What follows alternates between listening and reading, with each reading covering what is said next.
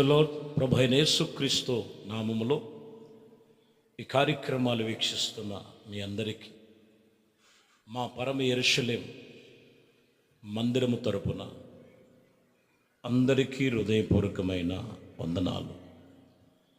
ఈ ఉదయము దేవుడి వాక్యాన్ని మనం ధ్యానిద్దాం. సమూయేలు మొదటి సమూయేలు 12వ అధ్యాయం 23వ వచనం. నా మట్టుకు నేను నీ నిమిత్తం ప్రార్థన చేయుట మానట వలన యెహోవాకు నేను విరోధముగా పాపం చేసిన వాడని అవుతాను. అది నాకు దూరమగునుగాక. కానీ శ్రేష్టమైన చక్కని మార్గమును మీకు బోధిస్తున్నాను. చాలు. ఇక్కడ నా మట్టుకు నేను ప్రార్థన చేసినట్లుగా మానినట్లయితే నేను దేవునికి విరోధమవుతా. సమూయేలు ప్రవర్త చెప్తున్నారు, శ్రేష్టమైన చక్కని మార్గములు నేను నీకు బోధిస్తున్నాను. ఈరోజు ప్రతి విషయములో వాక్యం చెప్తున్న మాట మమ్మల్ని మేము కనపరుచుకుంటానికి కాదు, లేకపోతే మీరు వినేసి ఏదో కలిసి వచ్చేసిద్ది అనేది కాదు.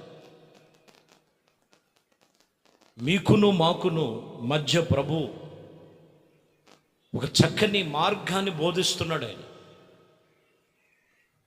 ఆ బోధించే బోధను జాగ్రత్తగా వింటే వాళ్ళ జీవితాలు ఒక చక్కని మార్గములుగా తీర్చబడతాయి.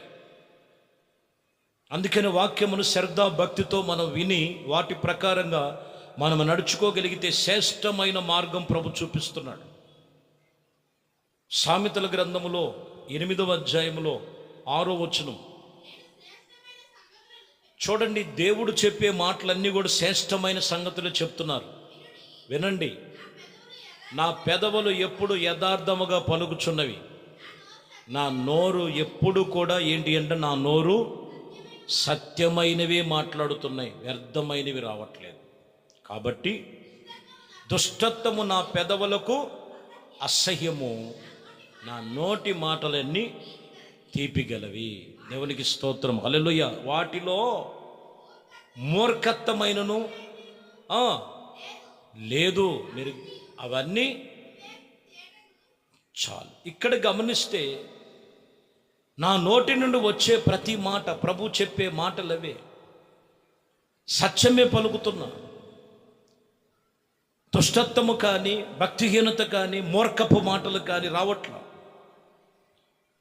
ఈరోజు ఒక మనిషి చక్కనైన మార్గములో ఆత్మ సంబంధమైన మార్గమును నడుచుకోవాలంటే దేవుడు చెప్పే వాక్యమును మనం సత్యమైనది, ఆయనే మార్గము సత్యము జీవమై ఉన్నటువంటి జీవాధిపతి అయినటువంటి ప్రభు సన్నిధిలో మనము చక్కగా నడుచుకోవలసిన వారమై ఉన్నాము. నా మాట విను, నా మాట విను. ప్రభు చెప్తున్నాడు, నేను మాట బోధిస్తున్నాను. చూడండి, కుష్ఠరోగి అయినటువంటి నయమాను ఒక వ్యక్తి ఉన్నాడు. ఇతడు ఎన్నో వైద్యుల దగ్గర తిప్పలు పడ్డాడు. అతని ఈపు మీద అర్థమైందండి, అరచేతి అంత కుష్ఠత్వం ఉంది. సరే, ఆ ఇంట్లో ఉన్న పని పిల్ల చెప్పినటువంటి మాట, ఇజ్రాయెల్ దేశంలో ఒక దైవజనుడు ఉన్నాడు. ఆ దైవజనుడి దగ్గరికి వెళితే ఎటువంటి బాధలైన నివారణమవుతాయి అని ఈ పిల్ల చెప్తే మొత్తానికి ఇజ్రాయెల్ దేశానికి వచ్చాడు. దైవజనుడు వాకిట నిలిచి రథం ఆపాడు. నయమాను ఇక్కడ ఆపిన తర్వాత ఎలీషా చెబుతున్నాడు, నీ వెళ్ళి యోర్దాను నదికి వెళ్ళి 7 మార్లు ములుగు. దైవజనుడు చెప్పే మాట అది. ఆ మాటలో ఈ మనిషికి ఎంత కోపం వచ్చిందోనండి. ఏమంటాడు చూద్దాం. 2వ రాజుల గ్రంథములో 5వ అధ్యాయములో 12వ వచనములో, దమస్కో నదులైన ఇశ్రాయేలు దేశములో నదులన్నిటికంటే శ్రేష్టమైన లేవా?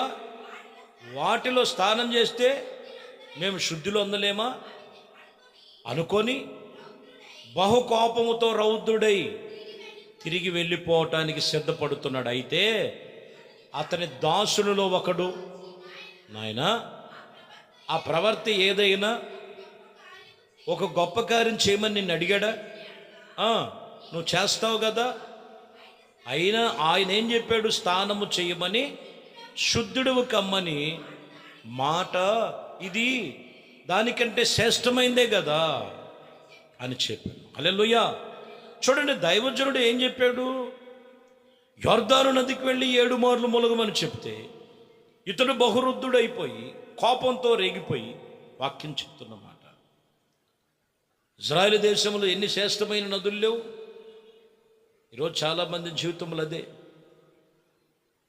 దైవజనులు చెప్పిన మాటలు చాలా జాగ్రత్తగా వినాలా. దేవుడు మాటలు ఎవరైతే వింటారో చక్కని మార్గములో దేవుడు నడిపిస్తాడు, చక్కని మార్గములు బోధిస్తాడు. వాళ్ళ జీవితాలు శ్రేష్టమైన మార్గాలుగా మారబడతాయి. నిజమే కదా అని కాస్త ఆలోచన చేశాడు, ఆలోచనలో పడ్డాడు, ములిగాడు. ఒకసారి ములిగాడు, 2 సార్లు ములిగాడు, 3 సార్లు ములిగాడు, 4 అయిపోయింది, 5 అయిపోయింది, 6 అయిపోయింది. 7వసారి ములిగి లేగగానే అతని దేహము పసిపిల్లవాని దేహం వలె మారినట్లుగా రాయబడింది. శ్రేష్టమైన దీవెనలు పొందుకున్నట్లుగా రాయబడింది. ఈరోజు శ్రేష్టమైనటువంటి మాటలు, దేవుడు మాటలు ధిక్కరించొద్దు. దైవజనులు చెబుతున్న వాక్యములను మీరు ధిక్కరించొద్దు. జాగ్రత్తగా విను. ఎందుకంటే నేను చక్కని మార్గములో వారు బోధిస్తున్నారు, చక్కని శ్రేష్టమైన మార్గములో నిన్ను నడిపించటానికి. యాకోబు పత్రికలో 1వ అధ్యాయములో 17వ వచనములో మనం చదువుతున్నాం. చూడండి, శ్రేష్టమైన ప్రతి ఈవులు, సంపూర్ణమైన ప్రతి వరములు పరసంబంధమైన జ్యోతిర్మయుడు తండ్రి యొద్ద నుండే వచ్చును. మీరు గమనించాలి, యేసయ్య యొద్ద నుండే వచ్చును. శ్రేష్టమైన ప్రతి వరములు, శ్రేష్టమైన ప్రతి దీవెనలు, శ్రేష్టమైనటువంటి ప్రతి ఒక్కటి కూడా ఆయన యొద్ద నుండే వచ్చును. ఆయనలో ఏ చంచలత్మ కానీ, ఆగమనములు కానీ, ఏ ఛాయ అయినా కానీ ఆయనలో లేదు. ఆయన తన సృష్టించిన వాటిలో మనమే ప్రధాన ఫలమై ఉన్నామని మనం తెలుసుకోవాలి. సత్యవాక్యమును బట్టి మనము తన సంకల్పము చొప్పున మనము సరిచేసుకోవాలి. ఆయన మనల్ని కన్నాడు. ఆయన మీరు గమనించాలి. పరసంబంధమైన జ్యోతిర్మయుడగు తండ్రి యొద్ద నుండే వచ్చును. మీరు గమనించాలి. నేను ఎప్పుడు బాగుపడతా, ఎప్పుడు దీవించబడతా, ఎప్పుడు శ్రేష్టమైనగా ఉంటా, ఎప్పుడు బాగుంటా, ఈరోజు మనం గమనిస్తే దేవుని యొద్దనే ఉన్నాయి. ఆయన మాట విను, సత్యవాక్యమును మీరు అనుసరించి నడుచుకోవాలని చెప్తున్నారు.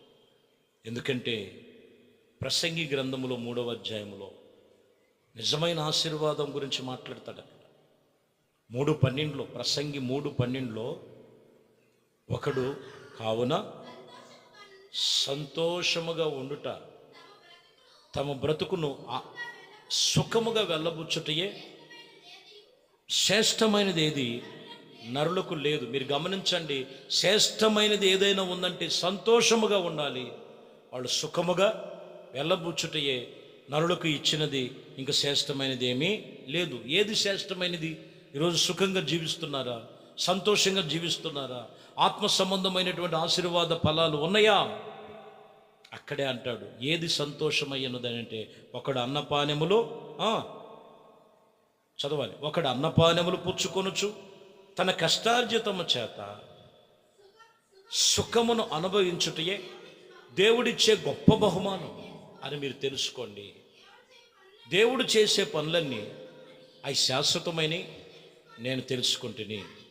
దానికి ఏది చేర్చబడదు, దాని నుండి ఏది తీయబడదు. మీరు గమనించాలి. మనుషులు తన యందు ఎవరైతే ప్రభునందు భయభక్తులు కలిగి ఉంటారో దేవుడు వారిని అంతగా దేవుడు వారిని దీవించి ఆశీర్వదిస్తాడు. దానిలో ఏది చేర్చడానికి లేదు, ఏది తీయటానికి లేదు. అంత శ్రేష్టమైన జీవితం ఇచ్చాడు. ఒకడు అన్నపాలెములు పుచ్చుకొని సుఖముగా వెళ్ళబుచ్చుటయే, ఇదే కదా శ్రేష్టమైనది. ఇదే కదా దేవుడు చెప్పిన భాగ్యము. ఆ భాగ్యము ఉండటానికి ప్రభు ఆయన మాట బోధిస్తున్నారు. ఆయన మాట విను, ఆయన మాట ప్రకారంగా జీవించు. నిన్ను చక్కగా శ్రేష్టమైన మార్గములు ప్రభు నడిపించబోతున్నారు. యోబు గ్రంథములో 20వ అధ్యాయం 4వ వచనంలో చదువుతున్నాం. చూడండి, కొందరు దుష్టులను చూస్తున్నారు. దుష్టులకు విజయము కొద్దిగా కాలమే, భక్తిహీనుల యొక్క సంతోషము ఒక్క నిమిషం మాత్రమే. ఆది నుండి నరులు భూమి మీద నుండి ఇలాగూ జరుగుచున్నవి మీరు తెలీదా? వారి ఘనత ఆకాశముకంత ఎత్తుగా పెరిగినను, మేఘములంత ఎత్తుగా వారి తల ఎత్తిన, తమ ఒక మనవులన్నీ కూడా ఒక టైం ఉంది, నశించిపోతాయి. వారెన్నటికీ నుండకుండా నశించిపోతారు. వారిని చూసిన వారు ఏమై ఉన్నారని వారు ఆనవాళ్ళు ఎతుకుతుంటారు. జాగ్రత్త. దుష్టుడు ఆలోచనలో దుష్టుడు జయము, దుష్టుడు యొక్క ఆశీర్వాదము కొద్దిగా కాలమే. భక్తిహీనుల ఆలోచన కొంతకాలమే. గర్విష్ఠులు పడినటువంటి గర్వం పడిన వాళ్ళు కొంచెము మట్టుకే. వాక్యం చెప్తున్న మాట, వాక్యములో ప్రభు చెప్తున్న మాటలు, వారు ఒకవేళ ఆకాశమంత ఎత్తెదిగినట్లుగా వాళ్ళు హెచ్చించబడిన రీతిగా ఉండొచ్చు. మేఘముల వంటి వారు తలలు ఎత్తుకునే పరిస్థితులు ఉండొచ్చు. కానీ ఒక టైం, ఆ టైంలో వారు ఆనవాళ్ళు కూడా కనపడుకోకుండా మటుమాయమైపోతాయంట. కాబట్టి ప్రియమైన దేవుని బిడ్డలారా, ఈ లోకములో మనుషుల వైపు కాదు, కానీ శ్రేష్టమైన చక్కని మార్గములు మీకు బోధిస్తున్న దేవుడు వైపు, వాక్యము వైపు మనసు పెట్టి, నీ మనసులో వాక్యానికి చోటిచ్చి, నీ నడవడి సరిచేసుకొని, ఆ వాక్యమును బట్టి, ఆ సత్యవాక్యమును బట్టి దేవుడికి లోబడినట్లయితే పరసంబంధమైన ప్రతి ఈవులు జ్యోతిర్మయుడగు తండ్రి యొద్ద నుండే వచ్చును. కాబట్టి ఇవన్నీ మీకు కావాలని ప్రభువుకు తెలుసు. కాబట్టి లోకము వైపు కాదు, కానీ ఆత్మ సంబంధమైన దేవుడు చెప్పిన నీతి యథార్థత వైపు నడుచుకో. ఆయన కృప నీకు తోడయుండి ఆయన కార్యములు సఫలపరిచి ఆయన దీవెనలతో నింపి నడిపించునుగాక. ఆమేన్. ప్రార్థన. మహాపరిశుద్ధుడా, ప్రేమ స్వరూపి దయగలిగిన మా ప్రభువా, మీ శ్రేష్టమైన పరిశుద్ధ నామమును బట్టి మీకు స్తోత్రాలు. మీ కృప, దయా సంకల్పమును బట్టి ఈ ఉదయకాలం ఈ వాక్యములన్నీ కూడా విన్న ప్రతి ఒక్కరిని దీవించండి.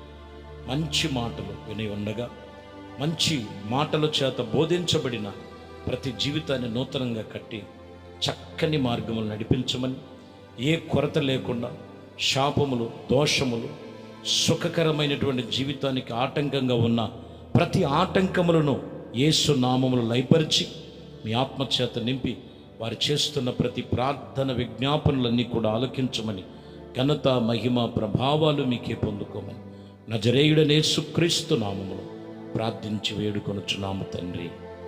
ఆమేన్. ప్రభు మిమ్మల్ని దీవించి ఆశీర్వదించునుగాక. ఆమేన్. మంచిది. అందరికీ హృదయపూర్వకమైన వందనాలు.